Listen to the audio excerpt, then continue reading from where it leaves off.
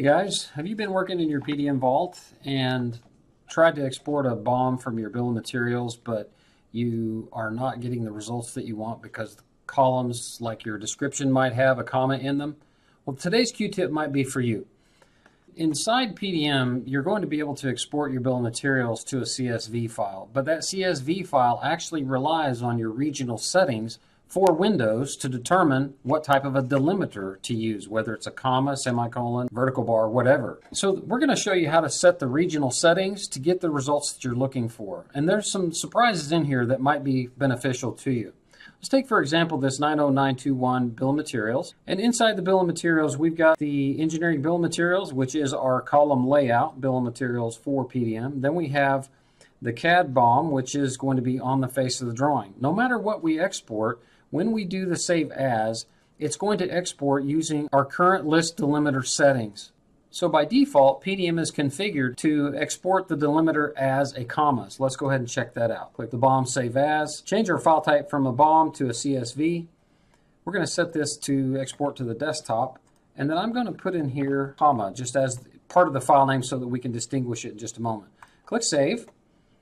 Now the bill of materials that it exports, ours is set to open it inside Notepad, which is fine for me for our purposes right now. But you'll notice that we have the column headers, item number, part number, quantity, and so on. They're separated by these commas here.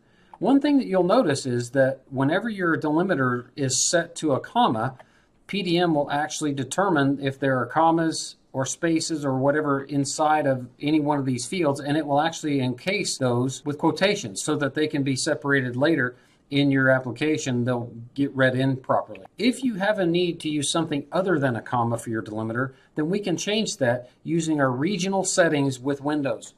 There's two ways to get there. I like to go the keyboard method, which is just to type in intl.cpl, which is the control panel item for regional international setting. Once you're in the regional settings, if you go to additional settings, our list separator is the default delimiter for your global settings, so that anytime you're doing any type of work like this, the Windows setting is set to delimit or separate the list with a comma. Let's change that to a semicolon and see how this changes our export from PDM. So apply here, apply, and click OK. Now just as an FYI, if you want to get to those same settings, you can do it through the control panel. I showed you how to type in the keyboard just to go directly there. But if we go to the settings, which is sort of like the control panel, go to time and language, and then go to region, and then go to additional date, time, and regional settings, which brings up another box, and then we have to change time, date, or number formats. This is the same box that I showed you how to get to with just intl.cpl. And then from there, you just go to additional settings. Okay, so I've showed you the short way and the long way to get there.